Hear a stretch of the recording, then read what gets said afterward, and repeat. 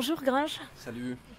Euh, on se retrouve aujourd'hui pour parler de ton roman. Ensemble, on en boit en silence. Avant de parler de ton texte, moi j'aimerais qu'on revienne quelques instants sur ton parcours. Tu es à la fois musicien, acteur. Quand tu es parti de Saintes pour Cergy avant d'arriver à Caen, tu avais déjà tout ça en tête ou c'est venu au fil du temps? Non, tu rigoles. Non. J'ai été longtemps à la fois un contemplateur et indécis sur ce que je voulais faire.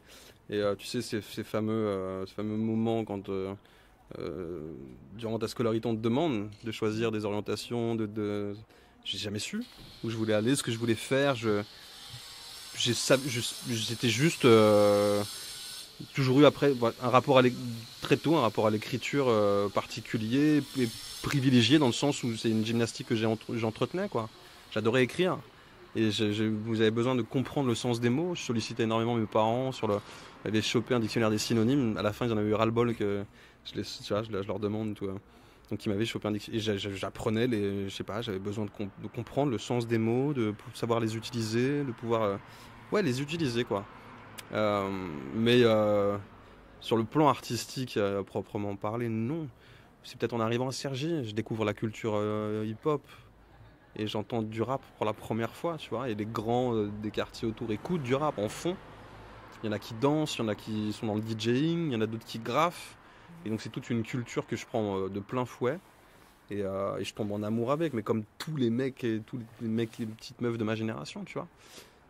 Et donc je me dis, bah voilà, qu'est-ce que je peux me mettre à profit, qu'est-ce que je connais, c'est l'écriture.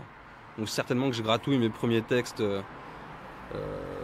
à l'époque, tu vois, mais non, c'est absolument pas anticipé. Mais je te parle aujourd'hui, je sais pas ce que je fais le mois prochain, tu vois. Je sais pas si je vais être capable de reproposer un projet, un truc, être capable de me relancer, de retrouver un sujet ou des sujets suffisamment stimulants pour me relancer. J'ai toujours l'impression que ça peut me glisser entre les doigts du jour au lendemain, tu vois. Et cette fragilité, tu l'as quand même mis dès le départ dans les textes. Les premiers textes que tu vas écrire et mettre en musique, c'est Les Casseurs Flotteurs avec Orelsan, c'est ça le départ? C'est à Caen et que tout démarre? Ouais. Oui, les premiers textes construits, les premiers morceaux finis. Et on n'est absolument pas dans un truc introspectif et on est dans une écriture surtout très, très en surface et dans la recherche de punchline pour se faire marrer, nous les premiers.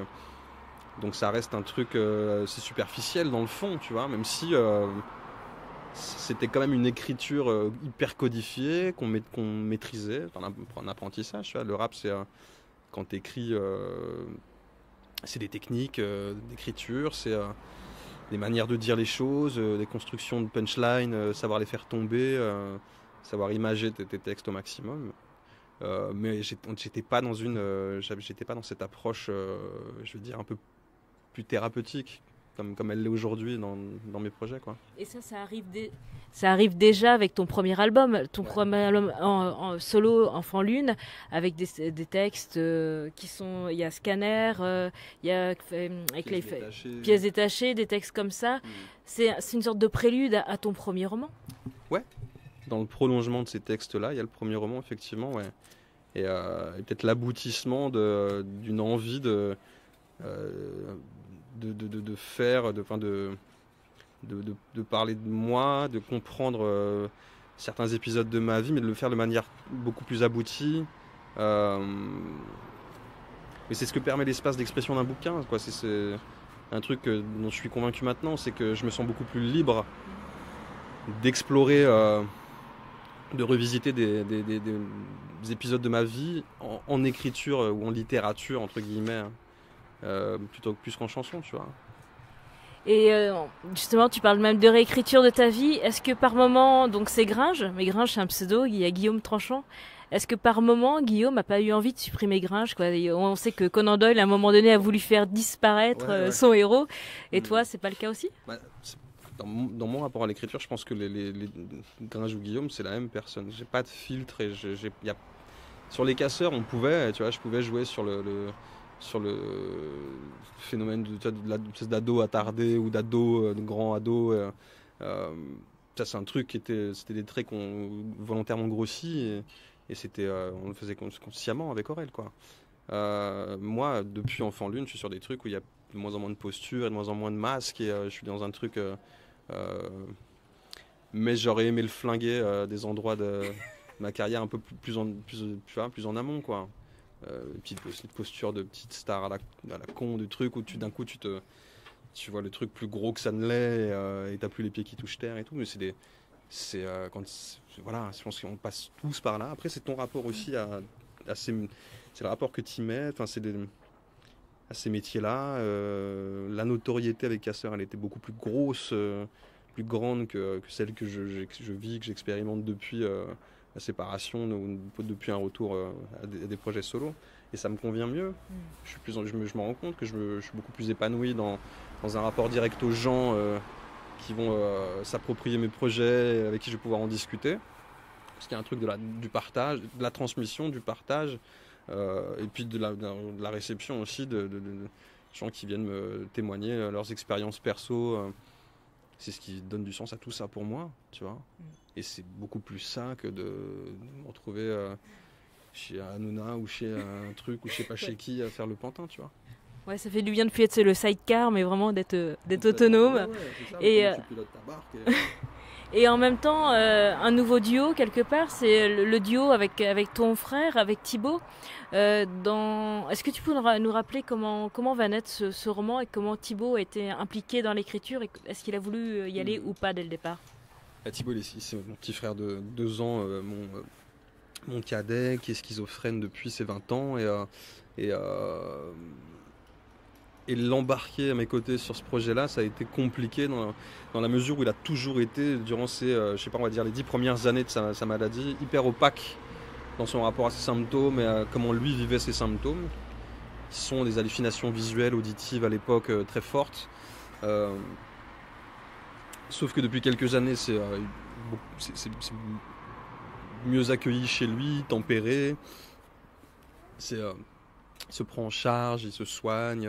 Et il a conscience surtout de sa schizophrénie. À l'époque, c'était pas le cas. Donc là, il est déjà plus en capacité d'accueillir l'idée d'écrire autour de ça, de ce sujet-là. Mais c'est quand même un travail au corps, un truc où il a fallu que je le rassure énormément. Il y a des textes qu'il a écrits à l'époque, parce qu'il écrit, mon frère, beaucoup. Des textes qu'il avait écrits sur la psychiatrie que je trouvais fantastiques. Et il a fallu que je négocie avec lui pour les obtenir, tu vois, et en partager certains extraits dans le livre. Mais avec mon frère, ça marche comme ça pour tout. Faut être dans la négo. Parce que mine de rien, c'est lui qui décide, et encore plus quand il s'agit de lui, là, tu vois. Le fait de se dire, ok, donc si j'accepte ce projet d'écriture, ça veut dire que je vais me taper mon frangin, je vais l'avoir sur mes côtes pendant 5 mois, et il va être là à me décortiquer, à vouloir comprendre le moindre de mes secrets, de mes trucs. Est-ce que j'en ai envie? Non. Donc ça a été un refus catégorique au début. Et je l'ai eu. Je l'ai eu à l'affect. Je l'ai eu aussi en lui envoyant mes premiers fragments corrigés où je savais que j'abordais des sujets qui l'intéresseraient. J'ai fait un fragment sur son chien, par exemple. Il s'appelle Peau de sable, le fragment. Et je savais que j'ai de l'amadourer avec certains fragments. Peut-être ingénieux ingénieux.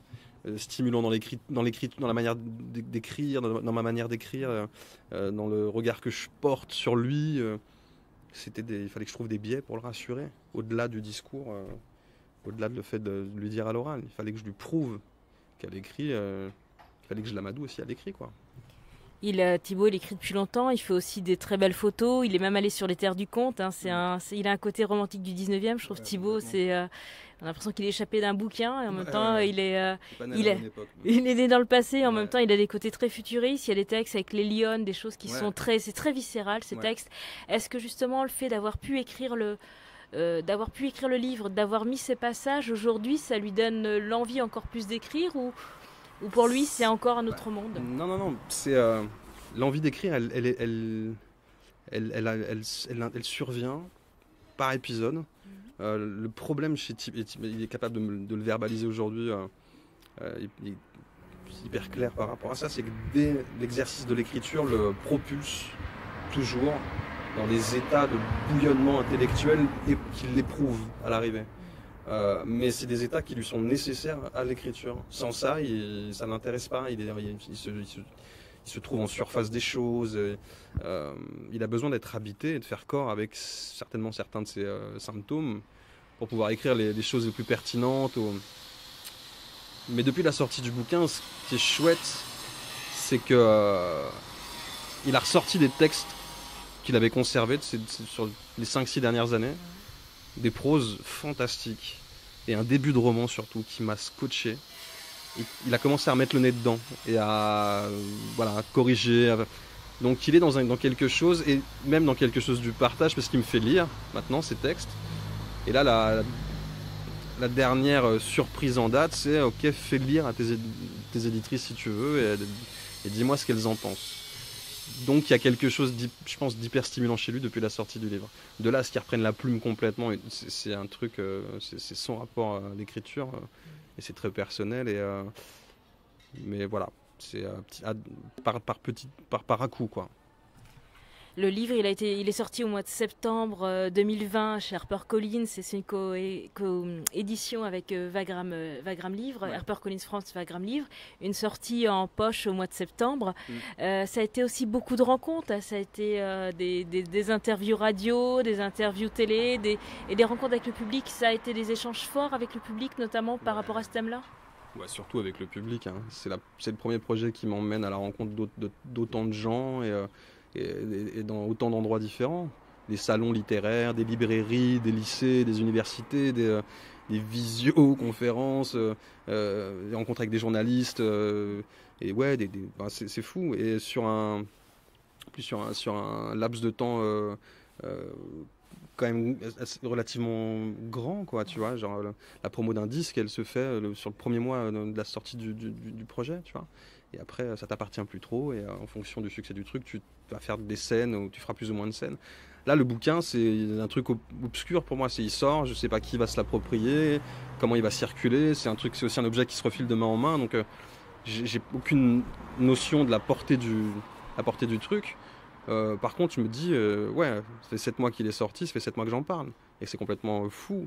Et ce qui va donner du tout prend son sens là-dedans, c'est vraiment d'être dans l'échange et de me rendre compte que en partant d'une histoire très personnelle, t'as énormément de gens touchés parce qu'ils projettent aussi leurs histoires sur celle-là, et qu'il y a ce fameux effet de miroir qui moi m'intéresse dans mon rapport aux arts, tu vois.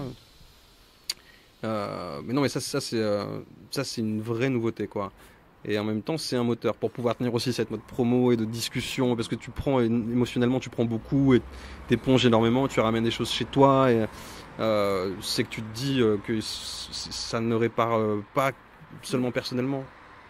C'est que tu proposes un objet qui peut aider des gens à certains endroits chez eux, qui peut les aider à se réparer un peu aussi, coller des pansements, poser des mots, et se sentir moins seul, tu vois. Ça, c'est la récompense ultime. Et où est-ce que tu as envie, toi qui sais jamais où tu veux aller, mais est-ce que quand même dans les mois à venir, tu te vois plus sur un film dans l'esprit de Carbone avec Olivier Marchal, ou il y a un second roman qui va naître bientôt? Est-ce que tu as un petit scoop pour nous? Un petit scoop? Non, mais j'aimerais bien, moi, que Olivier, si tu m'écoutes, vas-y, tu vois, je suis là pour ton prochain long. Non, il y a une petite série Canal qui sort, je pense en octobre, dans laquelle j'ai joué avec Goldshifter, Farani, ça c'était génial. C'est quelques jours de tournage, mais qui me remettent un peu le pied à l'étrier, qui me démontrent que j'aime toujours autant ça et que j'aimerais en faire plus. Il y a aussi, avec Harper et Wagram Livre, on est reparti, on trouve un accord pour un second, tu vois. Après, j'ai aussi besoin de temps pour choisir un sujet qui me passionne, moi le premier, tu vois. Il y a de la musique aussi. En fait, je sais pas encore sous quelle forme, mais j'aimerais imbriquer musique et récit littéraire pour le prochain. J'aimerais coller des codes QR partout, des QR codes qui renvoient des sons. J'ai envie de fabriquer un objet un peu hybride comme ça, tu vois. Quand, je sais pas. On se donne rendez-vous pour le prochain projet. Dès que tu as une idée, on se retrouve. Je te dis merci Gringe, à bientôt. Merci beaucoup.